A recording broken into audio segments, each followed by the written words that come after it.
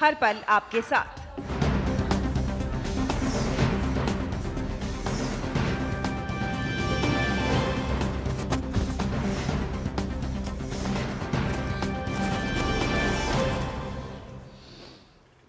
नमस्कार, स्वागत है आप सभी का डीडी न्यूज पर। आप देख रहे हैं मिड डे प्राइम। मैं हूं ऋतु वर्मा। अगले 1 घंटे में हम बात करेंगे देश भर की बड़ी खबरों की।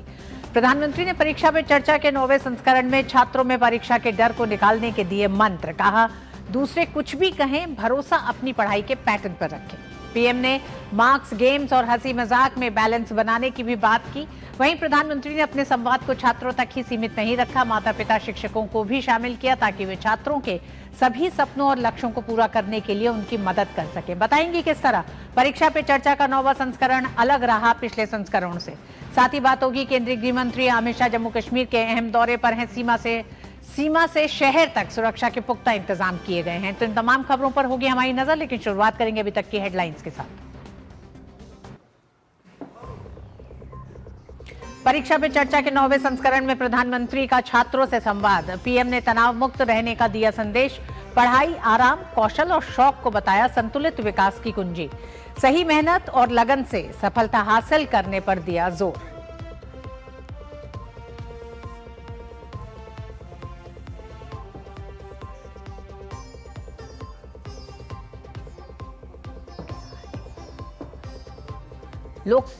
लोकसभा में नहीं थम रहा गतिरोध। निचले सदन में विपक्ष के हंगामे के चलते सदन की कार्रवाई दिन भर के लिए स्थगित। राज्यसभा में रेल मंत्री ने रेलवे के आधुनिकीकरण पर दिया जोर।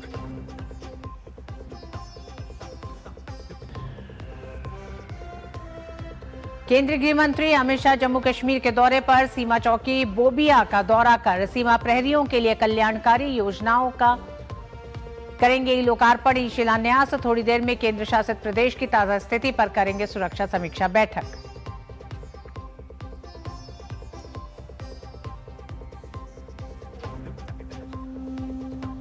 आरबीआई ने रेपो दर में नहीं किया कोई बदलाव, 5.25% पर बरकरार। आरबीआई गवर्नर ने कहा, भारत की अर्थव्यवस्था लगातार विकास की राह पर। इस वित्त वर्ष में विकास दर 7.4% रहने का जताया अनुमान।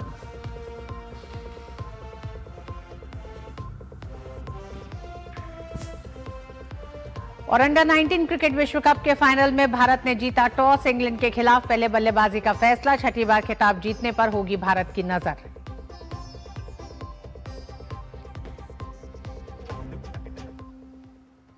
प्रधानमंत्री नरेंद्र मोदी ने विद्यार्थियों के साथ अपने लोकप्रिय संवाद कार्यक्रम परीक्षा पे चर्चा के 9वें संस्करण के दौरान छात्रों से बातचीत की।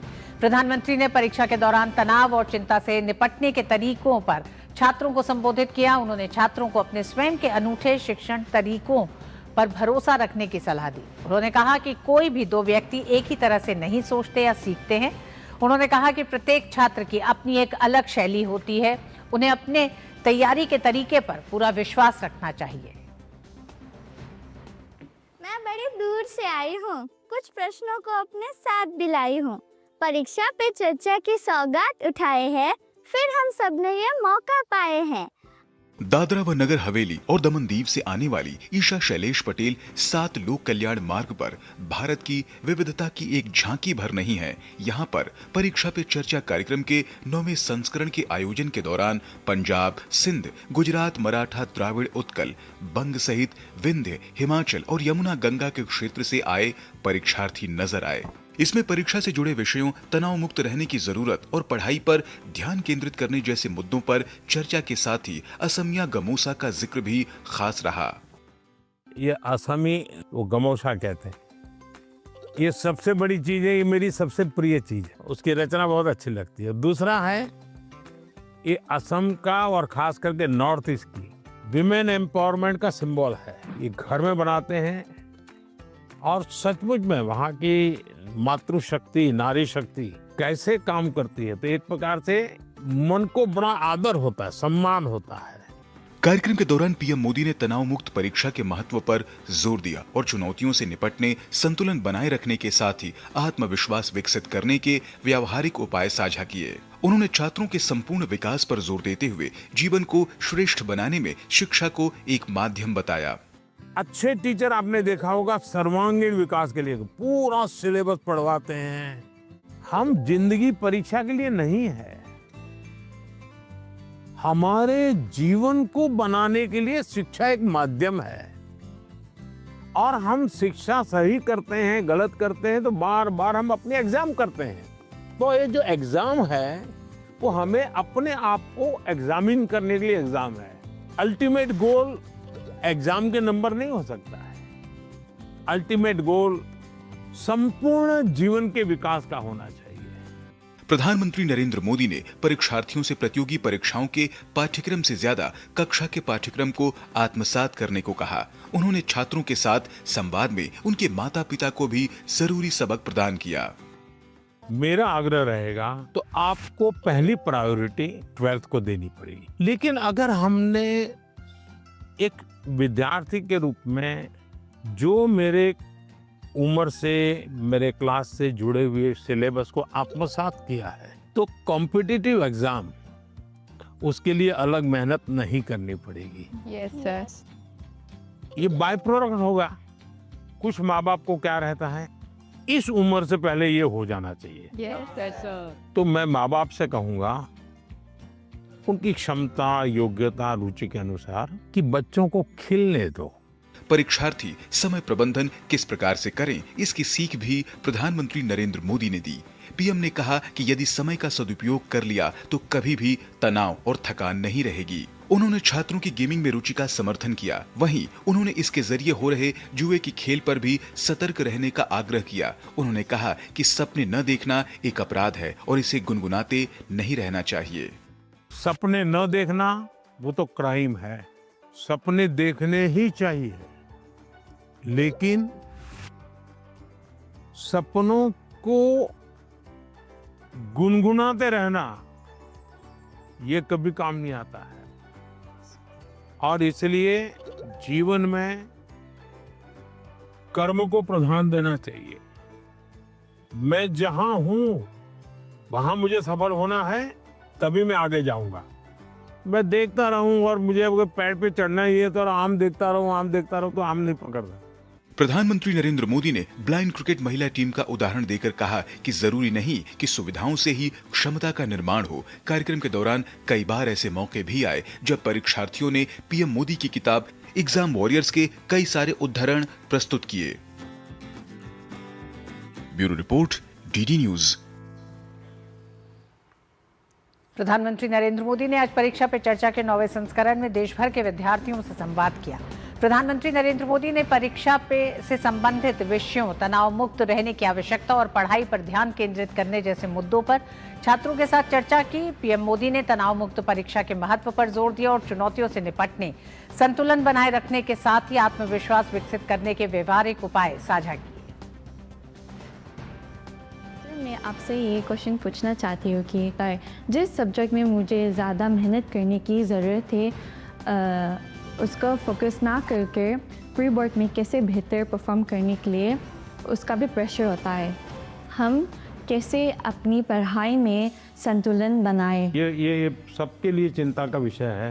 पहले क्वार्टर में कुछ विषयों में अच्छा करते हैं, दूसरे क्वार्टर में कुछ विषयों में अच्छा करते हैं और फिर हमको लगता है कि अब क्या करूं, मैं ये करूं कि वो करूं। हमें भीतर के विद्यार्थी को हमेशा चैतन्य युक्त रखना चाहिए। शिक्षा ये मजबूरी नहीं होनी चाहिए, शिक्षा ये बोझ नहीं होना चाहिए। हमारा टोटल इन्वॉल्वमेंट चाहिए, टोटल इन्वॉल्वमेंट।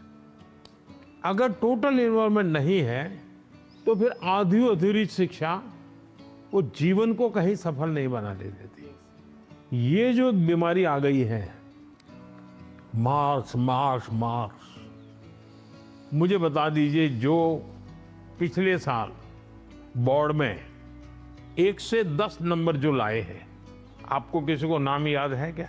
बहुत मुश्किल से याद होगा जी। इतना ही नहीं, आप 1 महीने के बाद पूछोगे कि भाई ये अखबार में इनकी फोटो छपी थी, इनके नाम आए थे, वाहवाही हुई थी, फिर भी हम उतना उनको भी याद नहीं रखते। उस स्कूल के बच्चों को भी पता होगा कि उनके स्कूल में इतना नंबर आए थे। इसका मतलब इन सब चीजों का कितना महत्व है बस कुछ समय के लिए याद कुछ समय के लिए होता यस है। सर यस उससे ज्यादा तो होता नहीं है। और इसलिए हम अपने मन को नंबर मार्क्स उससे जोड़ने के बजाय मेरे जीवन कहां पहुंचा और उसके लिए लगातार अपने आप को कसते रहना चाहिए, कसौटी करते रहे खुद की, क्लासरूम में नहीं, एग्जामिनेशन रूम में नहीं, खुद को कसते रहना चाहिए। प्रधानमंत्री ने कहा कि प्रत्येक छात्र की अपनी एक अलग शैली होती है और उन्हें अपनी तैयारी के तरीके पर पूरा विश्वास होना चाहिए।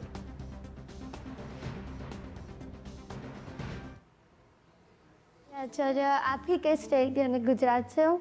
मेरा पहला सवाल ये है कि पेरेंट्स भी हमारी चिंता करते हैं, टीचर्स भी हमें सपोर्ट करते हैं, लेकिन मेन इशू तब आ जाता है कि टीचर्स हमें पढ़ाई का एक अलग पैटर्न सजेस्ट करते हैं, पेरेंट्स एक अलग तरह से बोलते हैं कि ये पैटर्न से पढ़ो, और स्टूडेंट्स में तो अलग ट्रेंड ही चल रहा होता है। तो उस समय हम कंफ्यूज हो जाते हैं कि कौन सा पैटर्न सही है।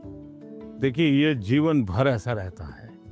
मैं प्रधानमंत्री बन गया ना, तो भी कोई बताता है ऐसे करो, कोई कहता है ऐसे करो। अब घर में खाने पर देखना, खाने पर बैठे होंगे सब भाई बहन, हर एक की खाने की पैटर्न अलग होगी।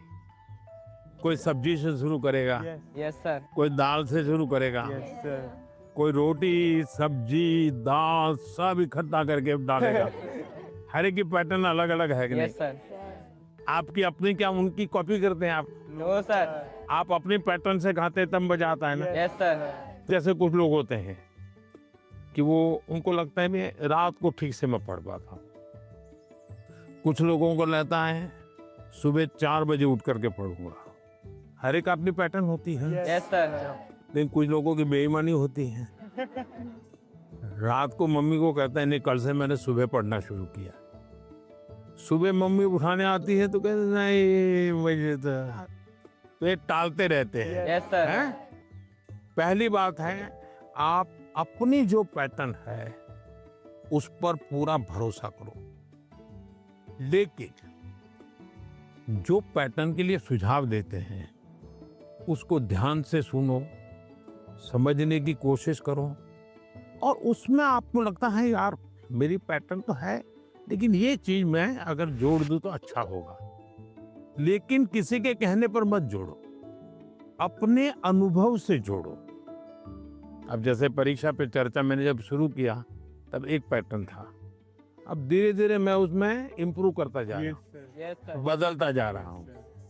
इस बार मैंने अलग अलग राज्यों में भी किया तो मैंने भी अपनी पैटर्न बदली, लेकिन मूल पैटर्न को छोड़ा नहीं। यस सर तो परीक्षा पे चर्चा पे और बात करने के लिए हमारे साथ 2 मेहमान जुड़े हैं, doctor Jyoti Arora, principal Mount Abu public school, और हमारे साथ ही संवाददाता निशांत सौरभ। निशांत, ज्योति मैम आपका भी बहुत बहुत स्वागत है। निशांत, सबसे पहले आप ही के पास आना चाहेंगे। प्रधानमंत्री ने अपनी बातचीत में ये भी बताया बच्चों को, जहां बच्चों को नए तरीके बताए, उन्होंने बताया कि अपने अपने पैटर्न पे यकीन रखना चाहिए, और उन्होंने ये भी कहा कि किस तरह से 9वें संस्करण तक पहुंचते हुए परीक्षा पे चर्चा के कई पैटर्न बदले गए हैं। तो किस तरह 9वां संस्करण अपने पिछले संस्करणों से अलग था, कितनी ज्यादा रीच बढ़ी है इस बार? जी रितु, देखिए बिल्कुल ये जो परीक्षा पे चर्चा का जो 9वां संस्करण है वो बाकी संस्करण से बिल्कुल अलग है, क्योंकि जो शुरू के जो 7 संस्करण हुए थे परीक्षा पे चर्चा के, वो एक टाउन हॉल फॉर्मेट में उसका आयोजन होता था, जिसमें प्रधानमंत्री जुड़ते थे, छात्रों से लाइव जुड़ते थे, उनके सवालों के जवाब देते थे।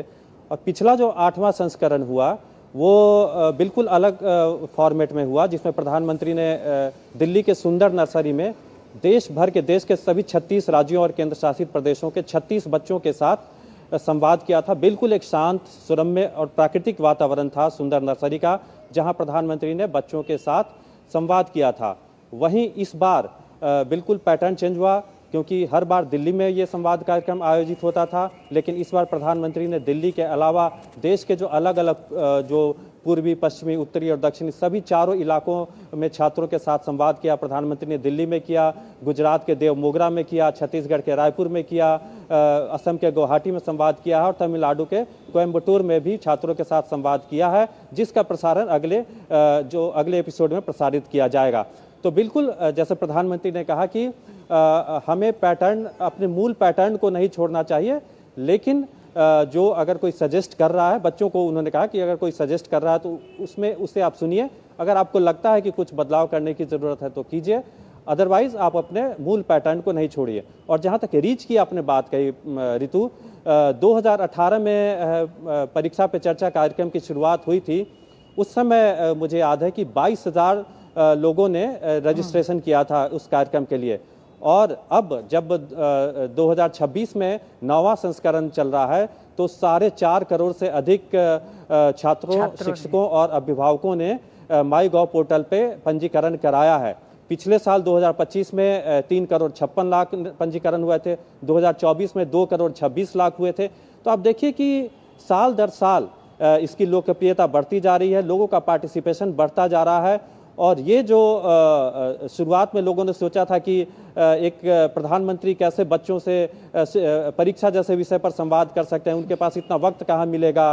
प्रधानमंत्री के पास बहुत तमाम सारे महत्वपूर्ण काम होते हैं, राजनीति से जुड़े हुए, अर्थनीति से जुड़े हुए, कूटनीति से जुड़े हुए, इन तमाम प्रमुख कामों के बीच प्रधानमंत्री को बच्चों के लिए वक्त कहाँ मिलेगा।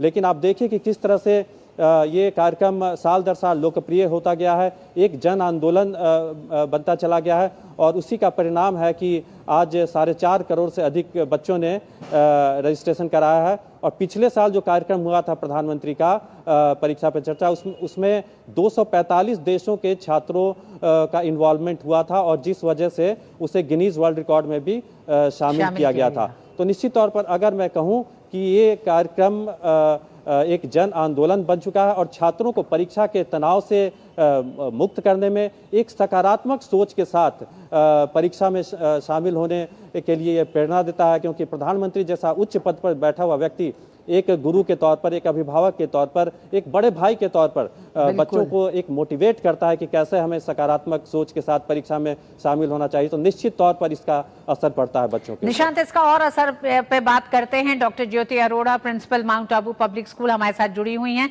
मैम, क्योंकि सारे स्कूल इस समय एग्जाम से पहले बच्चों के साथ काउंसलिंग से लेकर, समझाने से लेकर हर तरह की बातचीत होती है स्कूल में, लेकिन एज ए प्रिंसिपल आप क्या मानती हैं शिक्षाविद के तौर पर, प्रधानमंत्री के इस शुरुआत परीक्षा पे चर्चा से कितनी मदद, कितना सहयोग आप लोगों को मिला अपने उस ध्येय में जिसमें आप लोग बच्चों को एग्जाम के तनाव से दूर करना चाहते हैं?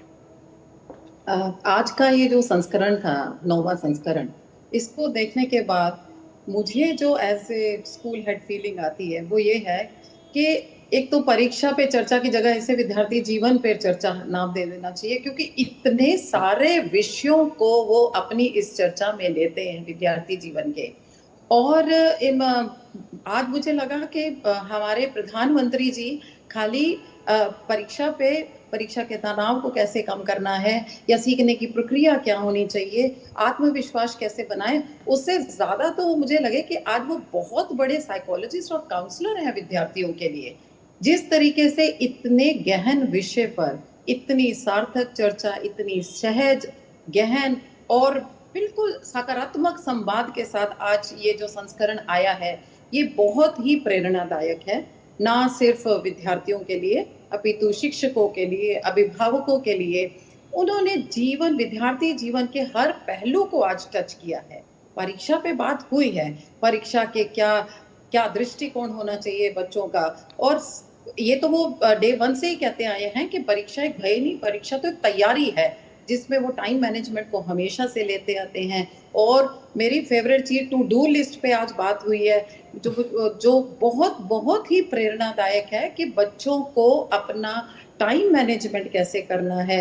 और उससे भी ज्यादा है कि हम विकसित भारत की ओर बढ़ रहे हैं और विकसित भारत में इन बच्चों का जो योगदान रहेगा और इस समय जो उनको सीखना चाहिए और जो उनका दृष्टिकोण होना चाहिए विकसित भारत के लिए, उस पे कितनी खूबसूरत चर्चा हुई है, क्योंकि जब हम विकसित भारत की बात करते हैं, हम अपने संवाद को शिक्षा या परीक्षा तक सीमित नहीं रख सकते। हमें इससे आगे जाके स्किल्स पे बात करनी होगी, और स्किल्स और शिक्षा में कैसे संतुलन बनाना है, शिक्षा क्या एक मायना है और स्किल्स का क्या मायना है, और दोनों में कैसे संतुलन बनाना है। शिक्षा एक माध्यम है स्किल्स को एक्वायर करने का। इतने सरल भाषा में जो उन्होंने बच्चों को इतने बड़े बड़े ज्ञान दिए। और डॉक्टर ज्योति, प्रधानमंत्री ने जब ये भी कहा कि आप लक्ष्य को अपने तय करें, तो लक्ष्य ऐसा भी ना तय करें जिसे बहुत आसानी से हासिल कर लें, और ऐसा भी ना हो कि अगर नहीं हासिल कर पाए तो आप हिम्मत ही खो दें। तो ये भी बहुत खूबसूरती से प्रधानमंत्री ने तमाम छात्रों को, और परीक्षाएं ये 12वीं की होंगी, 10वीं की परीक्षाएं हैं, लेकिन इसके आगे जीवन परीक्षाओं से ही भरा हुआ है। तो इस तरह के संदेश है, इस तरह के गुरुमंत्र जो हैं, ये इन छात्रों के लिए मुझे लगता है कि आने वाले समय के लिए, उनके भविष्य के लिए भी बहुत मददगार होंगे। आपने बिल्कुल ठीक कहा, क्योंकि जब हेड ऑफ द कंट्री किसी एक विषय पर इतने गहन होकर, लेकिन बहुत ही सहज और बिल्कुल भावनात्मक तरीके से बात करते हैं। यहाँ देखिए, परीक्षा पे चर्चा का कार्यक्रम उनके घर के प्रांगण पर हुआ दिल्ली में। बच्चे कितने खुश थे, और उन्होंने बताया कि जितना आप इन्वॉल्व होते हैं ना, किसी चीज में एंगेज होते हैं, उतना ज्यादा आपको आउटपुट मिलता है। आप जीवन में कुछ भी करें, क्योंकि जीवन को कैसे जिया जाए और कैसे श्रेष्ठ बनाया जाए, शिक्षा के माध्यम से, स्किल्स के माध्यम से। आज मुझे लगा कि पूरा संस्करण इसके आसपास ही घूम रहा था, जो कि बहुत ज्यादा जरूरी है। बच्चों में परीक्षा का एक भय होता था, लेकिन इस परीक्षा पे चर्चा का जो 8 साल निकल गए, आज 9वां साल है, इसने बच्चों को बहुत आत्मविश्वास से भरा है। क्या डॉक्टर ज्योति, आप ये मानती हैं कि प्रधानमंत्री की परीक्षा पे चर्चा, इस पूरे एक तरह से इस पहल ने बच्चों को एक मौका दिया, अभिभावकों को एक मौका दिया बच्चों को समझने का, और बच्चों को एक तरह से उतनी स्पेस दी है कि जहां वो ये कह सकें, अगर वो कुछ और चुनाव करना चाहते हैं, या वो बहुत ज्यादा नहीं अगर पढ़ पा रहे हैं, वो अगर फर्स्ट डिवीजन नहीं आ पा रहे हैं, वो उत्तीर्ण नहीं हो पा रहे हैं, तो उनके पास जो और कला है, जो और हुनर है, उस पर अभिभावक थोड़ा ध्यान दे, स्कूल ध्यान दे, शिक्षक ध्यान दें। बिल्कुल, उन्होंने बात की, पावर ऑफ फॉरवर्ड थिंकिंग की पूरी बात की कि आपको आगे कैसे सोच बढ़ानी है और आगे कैसे बढ़ना है। मुझे लगता है कि हर साल जब हमारे माननीय प्रधानमंत्री जी जितने भी बच्चों से बात करते हैं, वो एम्बेसडर बन जाते हैं। वो उन चीजों को लेकर आगे कितना मल्टीप्लाई करते हैं, और जब ये करोड़ों लोगों में ऐसा संवाद पहुंचता है, जो कि बहुत ही ज्यादा एनकरेजिंग है, मोटिवेटिंग है। इवन शिक्षक के बारे में बात करते हैं कि शिक्षकों का काम सिर्फ सिलेबस को खत्म करना नहीं है, शिक्षक का काम है बच्चे को जीवन जीने की कला को सिखाना, और उसमें उनको अपनी शिक्षा में जब वो पढ़ा रहे हैं, उनको किन किन चीजों को लाना चाहिए, उस पर भी चर्चा होती है। अभिभावकों का रोल क्या होना चाहिए पीछे, कितना उनका एक पॉजिटिव सपोर्ट पीछे बच्चों को मिलना चाहिए, क्योंकि प्लान A, B, C सब होने चाहिए। शिक्षा के माध्यम से हम जो भी अर्जित करते हैं, कोई ऐसी चीज नहीं है जो खराब जाती है। जिंदगी में बहुत चीजें हैं करने को, और हम तो, और टेक्नोलॉजी पे जब वो बात करते हैं तो बहुत बहुत अच्छा लगता है कि इतनी बच्चों के जो डाउट्स है टेक्नोलॉजी को लेके, गेमिंग्स को लेके, सब विषयों पर वो बहुत ही अच्छे तरीके से कि आपको टेक्नोलॉजी, शिक्षा, स्किल्स सबको अपनी जिंदगी में कैसे संतुलित करना है और आगे बढ़ना है, लक्ष्य कैसा होना चाहिए, और लक्ष्य को पाने का आपका रास्ता क्या होना चाहिए, आपके प्लान क्या होने चाहिए, ये हमेशा बहुत मोटिवेटिंग रहता है। और हम तो इसकी हर साल पूरी तरीके से इंतजार करते हैं। जी हाँ, आप तो देश में बड़ी संख्या में छात्र इसका इंतजार करते हैं, परीक्षा पे चर्चा का। निशांत हमारे साथ बने हुए हैं। निशांत, अगले कई और एपिसोड्स आने हैं, तो ये जो एक नया एक तरह से प्रयोग के तौर पर अलग अलग शहरों में परीक्षा पे चर्चा प्रधानमंत्री इस समय तमाम छात्रों के साथ कर रहे हैं, ये इस प्रयोग की शुरुआत क्या छात्रों की तरफ से किस तरह के एक सुझाव के साथ हुई, और साथ ही इस संवाद में प्रधानमंत्री ने विकसित भारत के संकल्प में छात्रों की भूमिका क्या हो सकती है, उस पर भी इन बच्चों से चर्चा की। जी देखिए, बिल्कुल विकसित भारत में छात्रों का क्या रोल होना चाहिए, उस पर भी प्रधानमंत्री ने विस्तार से चर्चा की कि किस तरह छात्रों को अपने जीवन में स्वदेशी अपनाना चाहिए। जो विदेशी चीज़ों के बजाय आप स्वदेशी अपनाएंगे, स्वदेशी प्रोडक्ट्स खरीदेंगे, तो उससे देश की अर्थव्यवस्था विकसित होगी और देश को विकसित बनाने में मदद मिलेगी। और साथ ही साथ सभी छात्रों को अपने कर्तव्यों का पालन करना चाहिए। ये एक बड़ी बात प्रधानमंत्री ने कही कि सभी को अपने कर्तव्यों का पालन करना चाहिए। जैसे स्वच्छता की बात उन्होंने कही कि अभी अगर सभी छात्र ये संकल्प ले लें कि हम गंदगी नहीं फैलाएंगे, अपने आसपास स्वच्छता का पालन करेंगे, तो कोई भी ताकत भारत को 2047 तक विकसित राष्ट्र बनाने से नहीं रोक सकती है। तो निश्चित तौर पर जो विकसित भारत बनाने का प्रधानमंत्री का संकल्प है 2047 तक, तो अभी जो छात्र स्कूल कॉलेज में जो पढ़ाई कर रहे हैं उनका काफ़ी महत्वपूर्ण योगदान होने वाला है इस लक्ष्य की पूर्ति में। तो अगर यही वजह है कि प्रधानमंत्री छात्रों को से जब भी संवाद करते हैं तो उन्हें ये मंत्र देते हैं कि उन्हें क्या क्या करना चाहिए ताकि देश विकसित राष्ट्र बनने के मार्ग पर प्रशस्त हो सके। तो निश्चित तौर पर एक बेहद इंटरेस्टिंग एक संवाद कार्यक्रम रहा और जब छात्रों से हमने बात की तो काफ़ी एक संतुष्ट नजर आया। जो छात्र कहते थे कि हमें परीक्षा से काफ़ी एक डर लगता था, उन्होंने कहा कि अब हम परीक्षा से दोस्ती हो गई है, परीक्षा हमारा से फ्रेंडशिप हो गई है, अब हम परीक्षा के लिए जाते हैं तो उतना डर नहीं लगता, उतना तनाव नहीं लगता है। और शिक्षकों के लिए भी प्रधानमंत्री ने संदेश दिया कि उन्हें बच्चों के सर्वांगीण विकास पर ध्यान देना चाहिए और केवल मार्क्स के पीछे नहीं भागना चाहिए। शिक्षा एक माध्यम है बच्चों के होलिस्टिक डेवलपमेंट का, उनके सर्वांगीण विकास का माध्यम है और केवल मार्क्स ही जीवन में सब कुछ नहीं है, एक ये पड़ाव है। और प्रधानमंत्री ने पहले भी कई बार इस बात का जिक्र किया है कि कई जो पेरेंट्स का जो प्रेशर होता है बच्चों के ऊपर वो काफ़ी ज़्यादा होता है। कई पेरेंट्स अपने बच्चों के जो रिपोर्ट कार्ड होता है उसको अपना विजिटिंग कार्ड बना लेते हैं। तो ऐसा उन्हें नहीं करना चाहिए। अपनी उम्मीदों को, अपनी आकांक्षाओं को बच्चों के ऊपर नहीं थोपना चाहिए और बच्चों का जो मजबूत पक्ष है उसमें उनको आगे बढ़कर बिल्कुल निशांत हम आप डॉक्टर ज्योति हमारे साथ जुड़ी है। हम सब ने अपने बचपन में देखा है कि किस तरह से मेहमान के आने का भी एक प्रेशर हो जाता था कि वो भी पूछेंगे कि आपका बच्चा क्या कर रहा है, कितने मार्क्स आए हैं। तो उन तमाम पहलुओं पर प्रधानमंत्री ने इन छात्रों से बहुत विस्तार से बात की है। निश्चित रूप से नौवां संस्करण अपने आप में अलग है और छात्रों में एक नई ऊर्जा, एक नई पॉजिटिविटी लेके परीक्षा पे चर्चा लेके आया है प्रधानमंत्री के साथ संवाद के बाद। बहुत बहुत धन्यवाद डॉक्टर ज्योति, आपका भी, निशांत आपका भी हमारे साथ इस विषय पे जुड़ने के लिए। और मिड डे प्राइम में वक्त एक छोटे से ब्रेक का है, आप देखते रहिए डीडी न्यूज।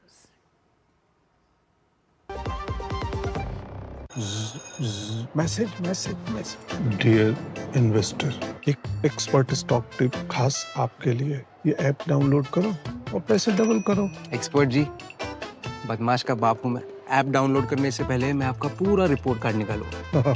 मैं मूर्ख नहीं हूँ। डिस्टेंस यूपीआई कहता है अगर कोई ऐसी सलाह दे तो पहले एडवाइजर की पूरी जांच कर ले और कहे मैं मूर्ख नहीं।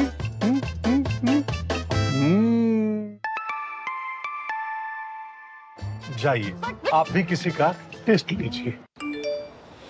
क्यूआर कोड स्कैन करो, 5000 का कैशबैक पाओ। वाह, दिन बन गया। यूपीआई पिन एंटरिंग सिर्फ पैसे भेजने के लिए है। आरबीआई कहता है जानकार बनिए, सतर्क रहिए।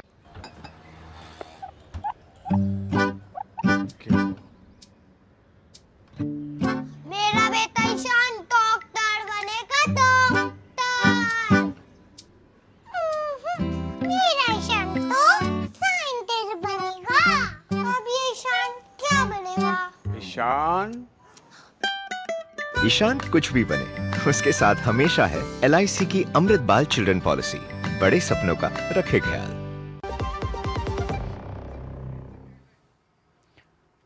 लोकसभा में आज फिर विपक्षी सदस्यों के शोर शराबे के कारण प्रश्नकाल नहीं चल सका, जिसके बाद लोकसभा की कार्रवाई सोमवार सुबह 11 बजे तक के लिए स्थगित कर दी गई। सदन की बैठक शुरू हुई तो लोकसभा अध्यक्ष ओम बिरला ने प्रश्नकाल शुरू कराया और भारतीय जनता पार्टी के सांसद राजपाल सिंह का नाम पूरक प्रश्न पूछने के लिए पुकारा। इस दौरान कांग्रेस समेत विपक्षी दलों के सदस्य नारेबाजी करते हुए आसन के समीप आ गए।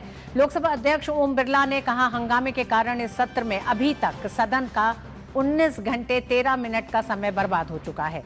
ओम बिरला ने हंगामा कर रहे सदस्यों से कहा कि 140 करोड़ जनता की आपसे अपेक्षा रहती है कि सदन चले, यहाँ चर्चा और संवाद हो। अगर आप नियोजित तरीके से गतिरोध पैदा करना चाहते हैं, सदन की मर्यादाओं को समाप्त करना चाहते हैं, तो ऐसा सदन में नहीं चला सकता।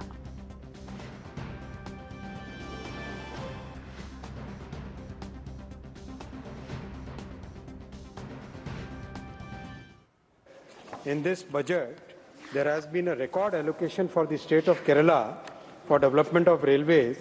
The allocation और वहीं अगर राज्यसभा की बात की जाए तो प्रश्नकाल के दौरान रेल मंत्री अश्विनी वैष्णव ने अपने मंत्रालय से जुड़े सवालों के जवाब दिए।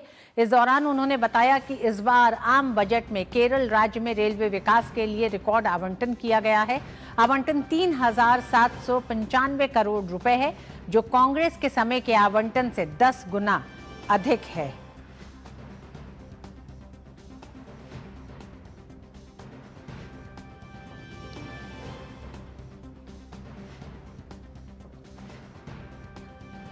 लोकसभा में केंद्रीय मंत्री अश्विनी वैष्णव ने बजट में रेल विकास के पूरक प्रश्नों का जवाब दिया। अमृत भारत स्टेशन योजना के तहत रेलवे में किस तरह का विकास हो रहा है, उसका ब्यौरा रखा। In this budget, there has been a record allocation for the state of Kerala for development of railways. The allocation is 3,795 crore rupees, which is, Honorable Chairman Sir, 10 times the allocation which used to be during the Congress time. And the kind of projects which have taken up, which will totally change the way railway is, the way railway capacity is there in Kerala. Or straight, if we go from north to south, from Mangaluru to Shornur, third and fourth line project, already the DPR is in progress, LIDAR survey has been completed, alignment is under finalization. साथ ही थिरूर railway station के बारे में जानकारी देते हुए केंद्रीय rail मंत्री अश्विनी वैष्णव ने बताया कि प्लेटफॉर्म की लंबाई बढ़ाना, प्लेटफॉर्म को मानक उच्च स्तर की ऊंचाई पर बनाने जैसे कई कार्य अमृत भारत स्टेशन योजना का हिस्सा हैं। साथ ही अब तक 1,300 स्टेशनों में से लगभग 170 स्टेशनों को पूरा कर लिया गया है। Tirur railway station, yes, increasing the platform length, making the platforms of standard high-level height, making sure that the platform covers are proper, making sure that a 12-meter FOB, so that people get enough space to cross from one platform to another, then making sure that both sides of the station are covered. All those are part of the Amrit Bharat station scheme, and very happy to share with you, Honorable Chairman Sir, that by now we have completed about 170 stations have been already completed out of the 1,300 stations that we have taken up, and the progress is very fast.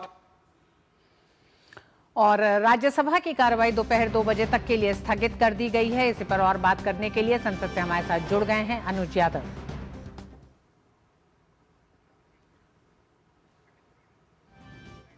Rajya Sabha की कार्रवाई 2 बजे तक के लिए स्थगित की है। सुबह से ही लोकसभा में हंगामा जारी था।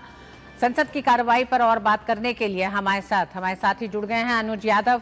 अनुज, राज्यसभा की कार्रवाई 2 बजे तक के लिए स्थगित है। लोकसभा में भी एक बार फिर हंगामा देखा गया, जिसमें आज एक बार फिर लोकसभा अध्यक्ष ने एक तरह से अपनी नाराजगी जताई और असमर्थता भी जताई कि अगर विपक्ष इस तरह से आमादा हो जाएगा अवरोध पैदा करने के लिए, तो सदन नहीं चल सकता। देखिए रितु, बिल्कुल कांग्रेस के जो सांसद हैं वो तो लगातार अभी भी लोकसभा के अंदर तो हंगामा ही करते हुए नजर आ रहे हैं। और जहां तक नसीहत की बात है तो लोकसभा अध्यक्ष तो कई बार नसीहतें दे चुके हैं, और बल्कि हम कहेंगे कि सदन जिस दिन भी चलता है उस दिन नसीहतें देते हैं कि जो जनता की नजरें हैं वो लगातार लोकसभा पर हैं। और हम जानते हैं कि राष्ट्रपति के अभिभाषण पर भी विपक्ष ने चर्चा में हिस्सा नहीं लिया, और जिस तरीके से उस पर एक चर्चा के माध्यम से अपनी बात रखनी चाहिए थी विपक्ष को, वो उन्होंने नहीं रखी, बल्कि वो हंगामा ही करते लगातार नजर आए। आज एक बार फिर लोकसभा अध्यक्ष ने यही बात कही कि जिस तरीके से आपका ये रवैया है, पर्चियों को उछालना, पर्चियों को फाड़ना, वेल में आकर हंगामा करना, ये कोई संसदीय परंपराएं नहीं हैं। और लगातार विपक्ष, खासतौर से जो कांग्रेस के सांसद हैं, वो संसदीय परंपराओं का लगातार उल्लंघन करते हुए नजर आ रहे हैं। और इसी वजह से आज का दिन भी हंगामे की भेंट ही चढ़ गया और लोकसभा को सोमवार तक के लिए स्थगित करना पड़ा। लेकिन सबसे बड़ी बात यह है कि आज के दिन प्रश्नकाल की कार्यवाही लोकसभा के अंदर रखी गई थी, जिसमें काफी महत्वपूर्ण सवाल थे, कृषि से जुड़े हुए काफी महत्वपूर्ण सवाल थे, लेकिन किसी भी सवाल का जवाब नहीं हो सका हंगामे के चलते। दूसरी सबसे बड़ी बात यह है कि दोपहर 12 बजे के बाद जो बजट के ऊपर चर्चा शुरू होनी थी, उसको जो है स्पीकर ने ले लिया था सदन के अंदर, उस पर चर्चा शुरू होनी थी, तो वो भी आज चर्चा शुरू नहीं हो सकी। संभवतः वो सोमवार से शुरू होगी। लेकिन हाँ, एक अच्छी बात जो है वो राज्यसभा से सामने निकल जरूर आई। वहां पर शून्यकाल में भी अलग अलग राजनीतिक दलों के सांसदों ने अपने अपने इलाकों के महत्वपूर्ण मुद्दों को रखा। और सबसे बड़ी बात है, जिस तरीके से आपने भी अभी बताया कि प्रश्नकाल के दौरान काफी महत्वपूर्ण मुद्दों को रखा गया, सवाल पूछे गए और केंद्रीय मंत्रियों ने उन सवालों के जवाब दिए, जिसमें महत्वपूर्ण से कृषि के क्षेत्र से जुड़े हुए कई सवाल थे और रेलवे से जुड़े हुए कई सवाल थे। केंद्रीय रेल मंत्री अश्वनी वैष्णव ने बताया कि किस तरीके से रेलवे के जो बुनियादी ढांचा है उसको लगातार मजबूत किया जा रहा है। जो रेलवे स्टेशन है उसके आधारभूत ढांचे को बढ़ाया जा रहा है, प्लेटफॉर्म बढ़ाए जा रहे हैं, रेलवे लाइनों को बढ़ाया जा रहा है। तो कुल मिलाकर हम कह सकते हैं कि राज्यसभा के अंदर तो आज एक अच्छी तस्वीर देखने को आई है और जो कार्यवाही है वो सुचारू रूप से चल सकी है। लेकिन उम्मीद की जानी चाहिए कि जो आज नसीहत लोकसभा के अंदर लोकसभा अध्यक्ष ने दी है, उसका कोई प्रभाव पड़ता हुआ नजर कांग्रेस सांसदों पर खासतौर से नजर आएगा। ऋतु, अनुज, सिलसिलेवार तरीके से अगर पिछले एक हफ्ते की हम बात करें तो विपक्ष का हंगामा लोकसभा में जो रहा, हर दिन एक नई घटना के साथ सामने आया। आज विपक्ष की आपत्तियां क्या थी जिस पर लोकसभा अध्यक्ष ओम बिरला की नाराजगी सामने आई?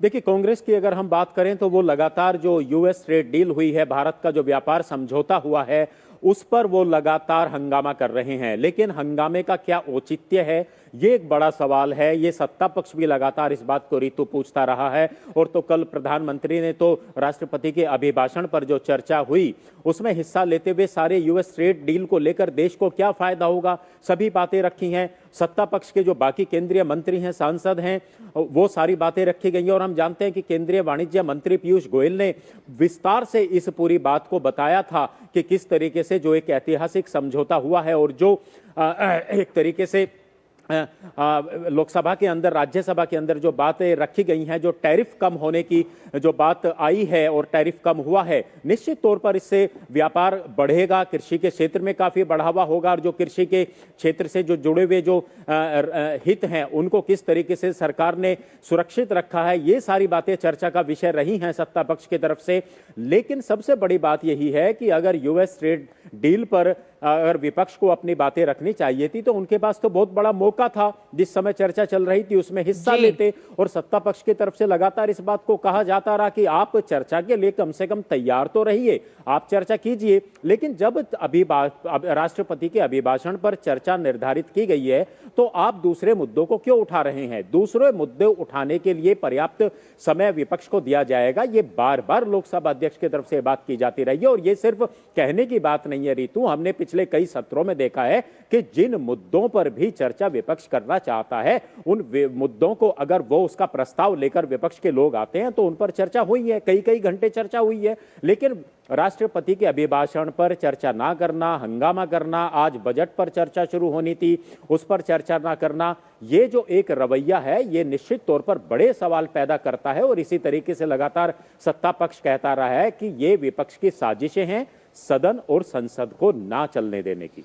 बहुत बहुत धन्यवाद अनुज इस पूरी जानकारी के लिए। अनुज बता रहे हैं किस तरह से राज्यसभा में तो एक तरह से जनता से जुड़े सवालों के जवाब दिए गए हैं, लेकिन लोकसभा में प्रश्नकाल नहीं चल पाया और तमाम ऐसे सवाल एक तरह से अधर में ही लटके रह गए, उनके जवाब नहीं लिए जा सके क्योंकि विपक्ष लगातार हंगामा कर रहा था। अंततः लोकसभा अध्यक्ष ने जब सदन को स्थगित किया तो उन्होंने कहा कि अगर विपक्ष का रवैया ऐसा रहेगा तो सदन को नहीं चलाया जा सकता है।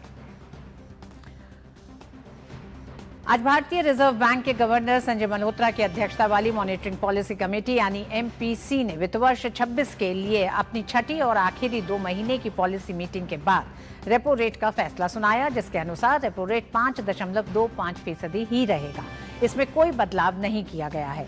इस दौरान आरबीआई गवर्नर ने जानकारी दी कि देश में आर्थिक मजबूती है, वैश्विक चुनौतियों के बावजूद घरेलू कारणों से वृद्धि की रफ्तार कायम है। मुंबई से श्यामा हमारे साथ इस Monetary Policy Committee met on 4th, 5th and today to deliberate and decide on the policy repo rate. After a detailed assessment of the evolving macroeconomic conditions and the economic outlook, the MPC voted unanimously to keep the policy repo rate unchanged at 5.25%. और repo rate 5.2% ही रहेगी। इसके साथ ही और आइए आपको सुनवाते हैं कि RBI governor ने क्या कहा। On the growth front, economic activity remains resilient. The first advanced estimates suggest continuing growth momentum driven by domestic factors amidst a challenging external environment. The growth outlook too remains favorable. Based on a comprehensive review of the domestic macroeconomic conditions and the outlook, the MPC therefore was of the view that the current policy rate is appropriate, and accordingly it voted to continue with the existing policy rate. और श्यामा मुंबई से हमारे साथ जुड़ गई हैं इस खबर पर। श्यामा, रेपो रेट में किसी तरह की कोई तब्दीली नहीं हुई है, लेकिन आरबीआई गवर्नर की प्रेस कॉन्फ्रेंस में क्या बड़ी बातें रही? हालांकि उन्होंने बहुत साफ ये कहा है कि वैश्विक कारणों का जिक्र किया है, आर्थिक कारणों का जिक्र किया, लेकिन घरेलू स्तर पर अर्थव्यवस्था मजबूत है, उसका भी उन्होंने संकेत दिया। जी देखिए ऋतु, आज के जो ये रिजर्व बैंक ऑफ इंडिया की पॉलिसी है, अनाउंसमेंट हुई गवर्नर की ओर से, इसमें आप देखिए मुख्य बातें जो थी वो थी जो रिसेंटली कंक्लूड हुई India EU trade deal FTA, और साथ ही जो अभी हम बात कर रहे हैं इंडिया यूएस जो प्रोस्पेक्टिव डील है उसके बारे में, और ये किस तरीके से भारत के लिए फ़ायदेमंद रहेगा, फ़ायदेमंद हुआ, इन सब की चर्चा हुई। और इसके साथ ही किस तरीके से भारतीय अर्थव्यवस्था एक स्वीट स्पॉट है, एक बहुत मजबूत स्पॉट है, इन सब की चर्चा लगातार पीसी में भी रही और गवर्नर के अनाउंसमेंट में भी रही। सबसे पहले तो अगर हम बात करें तो जो एक्सपेक्टेड लाइंस पर था, आज कोई बदलाव नहीं होगा, पॉलिसी के दरों में वैसा ही रहा, कोई दरों में चेंज नहीं हुआ, ये 5.25% पर ही रहा। इसके अलावा अगर हम स्टैंस की बात कर लें तो स्टैंस में भी कोई बदलाव नहीं किया गया, न्यूट्रल स्टैंस को रिटेन किया गया। इसके अलावा अगर हम ग्रोथ की बात करें, क्योंकि हम बात कर रहे हैं भारत की अर्थव्यवस्था काफ़ी मजबूत है, तो यहाँ पर जो हम लगातार बात कर रहे हैं 6.5 से 7% या उसके ऊपर के ग्रोथ के, वो प्रोजेक्ट हुआ है। इस बार भी 7.7% का जो एक्सपेक्टेशन है ग्रोथ प्रोजेक्शन के लिए, वो एक तरीके से प्रोजेक्ट किया गया है, जो कि रिवाइज्ड अपवर्ड्स हुआ है और भी बेहतर परफॉर्म करेगा भारतीय अर्थव्यवस्था, ये बताया गया है। इसके अलावा जो एक बड़ा सर दर्द था रिजर्व बैंक के लिए वो था इन्फ्लेशन, महंगाई, वो भी अब हम बात कर सकते हैं तो काफ़ी ज़्यादा कंफर्टेबल रेंज में है रिजर्व बैंक के। और इस बार भी अगर हम देखें तो सीपीआई इन्फ्लेशन को जो है वो प्रोजेक्ट किया गया है 2.1% पर, यानी कि ये बहुत अच्छा जो अनुमान लगाया जा रहा है भारतीय रिजर्व बैंक की ओर से और सभी लोगों के लिए, कंज्यूमर्स के लिए, तो ये बहुत अच्छा प्रतीक है। इसके अलावा अगर हम बात करें तो इस बार का भारतीय रिजर्व बैंक अनाउंसमेंट जो रहा, पॉलिसी जो रहा, वो कंज्यूमर सेंट्रिक रहा, क्योंकि कई बार हम देखते हैं और ये फ्रॉडुलेंट एक्टिविटीज़ जो है, ऑनलाइन डिजिटल फ्रॉड्स होते हैं जो स्कैमर्स करते हैं, उनके ऊपर में काफ़ी उनके ऊपर शिकंजा कसना काफ़ी अहम हो गया था, काफ़ी ज़रूरी भी हो गया था। इस बार अगर हम देखें तो रिजर्व बैंक की ओर से काफ़ी सारे कदम लिए गए हैं और जल्द ही हम देखेंगे कि ये जो मेजर्स लिए जा रहे हैं, जिनकी बात हम कर रहे हैं इस पॉलिसी में, वो उनको लागू भी किया जाएगा।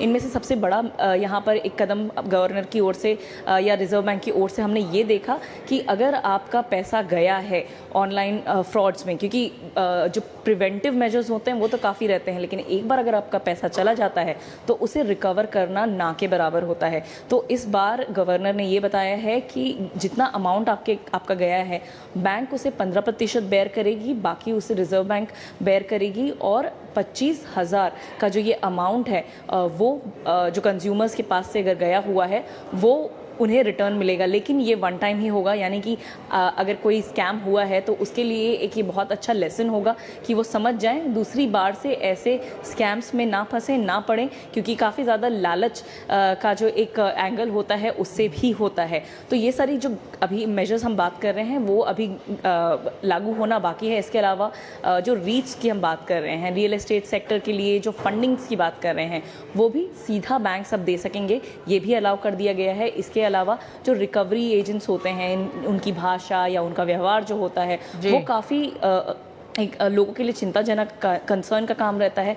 इस पर भी गाइडलाइंस निकाले गए हैं, साथ ही मिस सेलिंग के लिए भी गाइडलाइंस किए गए हैं। तो ओवरऑल भारतीय रिजर्व बैंक ने बताया है कि भारत की अर्थव्यवस्था एक काफ़ी स्वीट स्पॉट पे है। इसके अलावा जो ट्रेड डील्स लगातार हो रहे हैं वो भी हमारी अर्थव्यवस्था के लिए एक तरीके से और ज़्यादा इंजन का काम करेंगे, इंजन की तरह जुड़ जाएंगे। और इसके अलावा जो कंज्यूमर को प्रोटेक्ट करने का काम है उसमें भी भारतीय रिजर्व बैंक ने आज काफ़ी ज़्यादा अहम कदम लगाए हैं, ये है। बहुत बहुत धन्यवाद श्यामा, पूरी जानकारी के लिए मुंबई से। और मिड डे प्राइम में वक्त एक छोटे से ब्रेक का, आप देखते रहिए डीडी न्यूज़। हर जीत की शुरुआत होती है छोटे छोटे कदमों से, और हर छोटी तैयारी बदल सकती है पूरा नतीजा। क्योंकि मैदान हो या जिंदगी, छोटी से छोटी तैयारी ही देती है प्रोटेक्शन, और प्रोटेक्शन ही देता है भरोसा। जैसे LIC की बीमा लक्ष्मी, एक खास प्लान सिर्फ महिलाओं के लिए, जहां छोटी बचत दे बड़ी सुरक्षा, ताकि जिंदगी के हर मैदान में आप रहे हर पल के लिए रेडी। LIC बीमा लक्ष्मी, रखे हर पल के लिए रेडी। मैसेज डियर इन्वेस्टर, एक एक्सपर्ट स्टॉक टिप खास आपके लिए। ये ऐप डाउनलोड करो और पैसे डबल करो। एक्सपर्ट जी, बदमाश का बाप हूँ मैं। ऐप डाउनलोड करने से पहले मैं आपका पूरा रिपोर्ट कार्ड निकालूं। मैं मूर्ख नहीं हूँ। डिस्टेंस UPI कहता है, अगर कोई ऐसी सलाह दे तो पहले एडवाइजर की पूरी जांच कर ले और कहे मैं मूर्ख नहीं।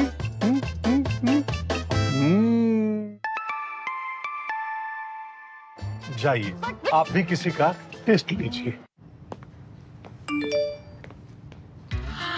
10 लाख की लॉटरी मुझे, वाओ! फर्जी ऑफर्स से सावधान। RBI कहता है, जानकार बनिए, सतर्क रहिए। भारत और श्रीलंका के बीच सदियों पुराने आध्यात्मिक संबंध एक बार फिर दुनिया के सामने जीवंत हो उठे हैं। कोलंबो के ऐतिहासिक गंगा रामाया मंदिर में इन दिनों भगवान बुद्ध के पवित्र देवनिमोरी अवशेषों के दर्शन के लिए आस्था का सैलाब उमड़ रहा है।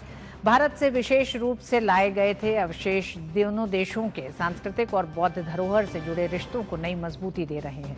इस पूरे आयोजन के दौरान श्रीलंका में भक्ति परंपरा और अंतर्राष्ट्रीय सहयोग की अनोखी तस्वीर देखने को मिल रही है। इस खास आध्यात्मिक अवसर को करीब से कवर किया है डीडी न्यूज़ के संवाददाता डॉक्टर शुवेश शर्मा ने। कोलंबो में स्थित गंगा रामाया मंदिर का भारत से गहरा आध्यात्मिक संबंध रहा है। जहां भगवान बुद्ध की जन्मभूमि भारत है, तो वहीं गंगा रामाया मंदिर बौद्ध धर्म की आस्था, संस्कृति और शिक्षा का एक प्रमुख केंद्र है। इसी साझा विरासत को सम्मान देने के लिए वर्ष 2017 में भारत के प्रधानमंत्री नरेंद्र मोदी ने अपने श्रीलंका दौरे के दौरान इस पवित्र मंदिर में दर्शन किए थे। प्रधानमंत्री नरेंद्र मोदी की ये यात्रा भारत श्रीलंका के ऐतिहासिक बौद्ध संबंधों को और मजबूत करने का प्रतीक बनी।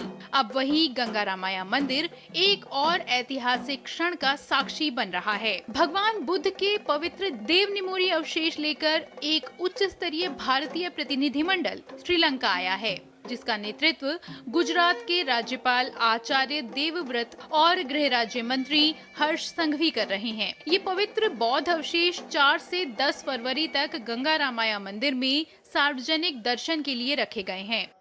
श्रीलंका के राष्ट्रपति स्वयं ये अवशेषों के स्वागत के लिए मंदिर में पधारे थे। ये अवशेष लाए जा रहे थे तो श्रीलंका के खासतौर पे नागरिकों में और सभी भक्तों में एक अलग ही प्रकार की खुशी देखने मिली।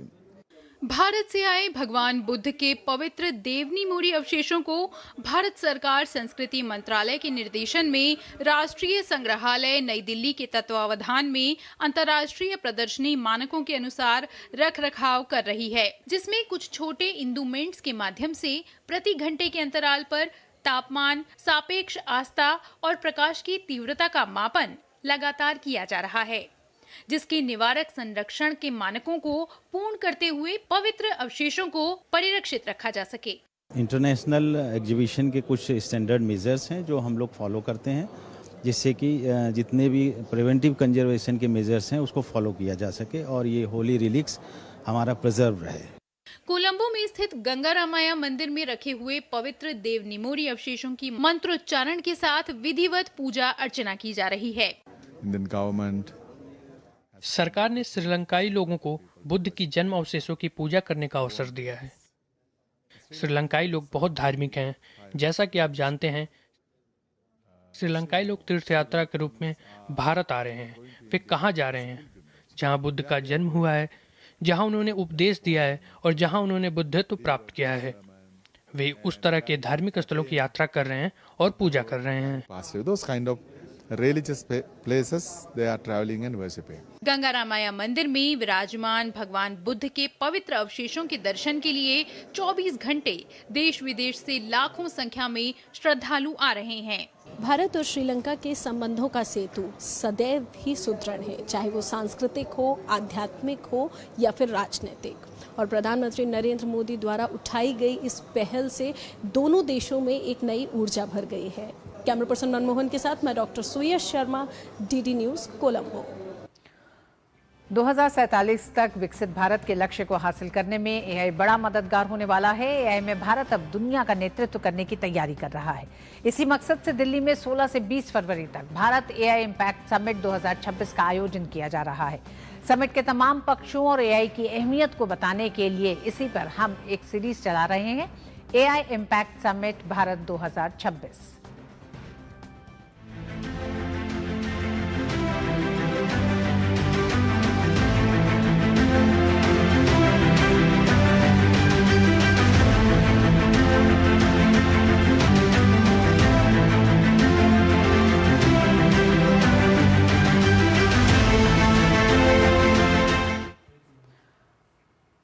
आर्टिफिशियल इंटेलिजेंस आज हम सब की जिंदगियों का अहम हिस्सा बन गया है और इसकी जरूरत को समझते हुए भारत दुनिया को एक मजबूत मंच इंडिया एआई इम्पैक्ट समिट देने जा रहा है। देखिए हमारी ये खास रिपोर्ट।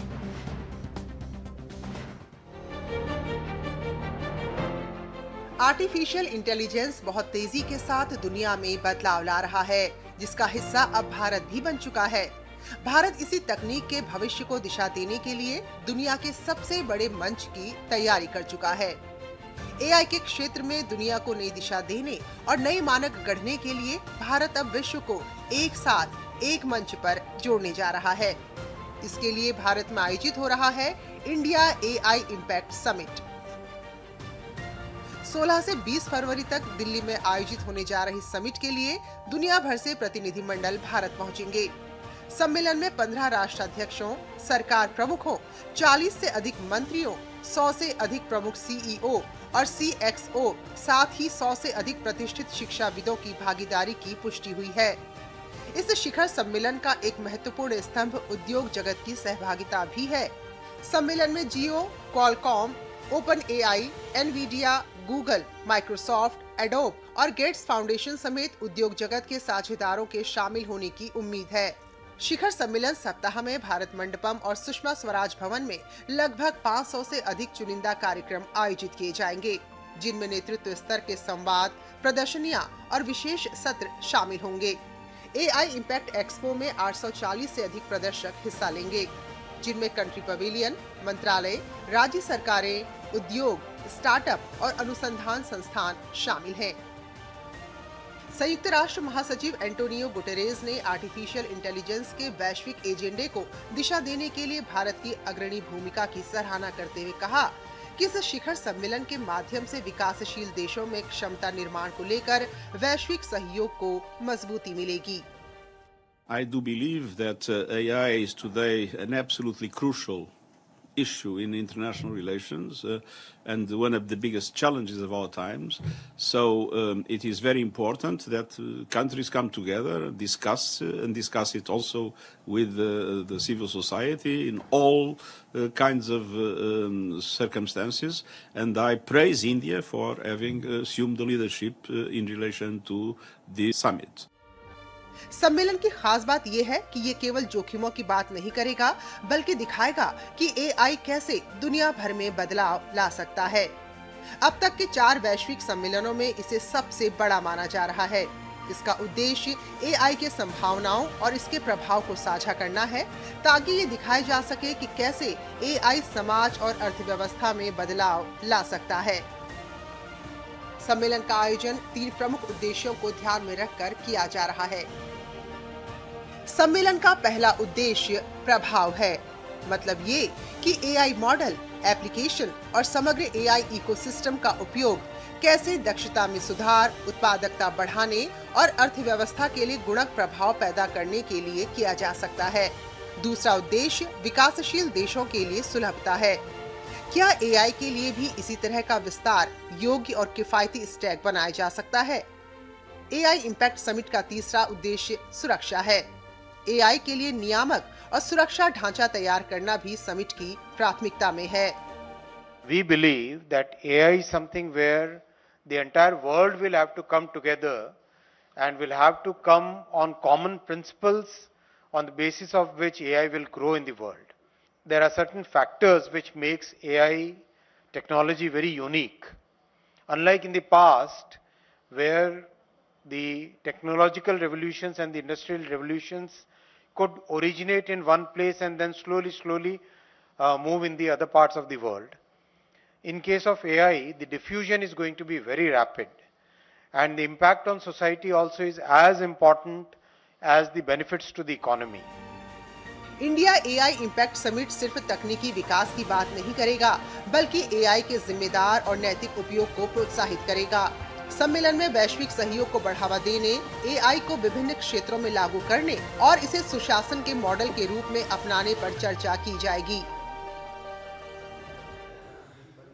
और मिड डे प्राइम में आज बस इतना ही। डीडी न्यूज पे खबरें जारी रहेंगी। मुझे दीजिए अनुमति। नमस्कार।